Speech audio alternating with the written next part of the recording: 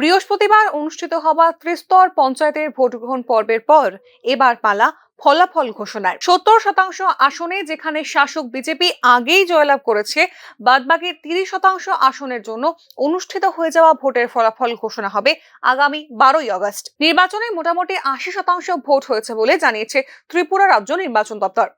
Ballot বক্সগুলি বর্তমানে বন্দী রয়েছে স্ট্রং রুমে। নিরাপত্তায় রয়েছে কেন্দ্রীয় আধা সামরিক বাহিনী। 12ই আগস্ট সকাল 8টা থেকে ভোটের গণনা শুরু হবে। সেখানে থাকবে 3 লেয়ার নিরাপত্তা ব্যবস্থা। এক পেশে এই নির্বাচনেও ব্যাপক ছাপ্পা ভোট এবং সন্ত্রাস হয়েছে বলে অভিযোগ করেছে বিরোধী কংগ্রেস এবং সিপিআইএম। নির্বাচন কমিশনকে এই সকল অভিযোগগুলি খতিয়ে দেখার দাবিও করেছে বিরোধী দলগুলি। নির্বাচন এবং সরকার নিয়ে দিন দিনই মানুষের মধ্যে আগ্রহ কমে আসছে বলেও দাবি করেছে বিরোধী দল। অপরদিকে শান্তিপূর্ণ এই নির্বাচনে আবারও একতরফা বিজয় হবে বলে সাংবাদিক সম্মেলন করে জানিয়েছে বিজেপি। লোকাল বডি ইলেকশনের ফলাফল বরাবরই শাসক দলের পক্ষে যাবার অলিখিত রীতি চলে আসছে দেশে। রীতির বিপরীতে ফলাফলের উদাহরণ রয়েছে সেখানে, তবে তার অনুপাত নেহাতি নগণ্য।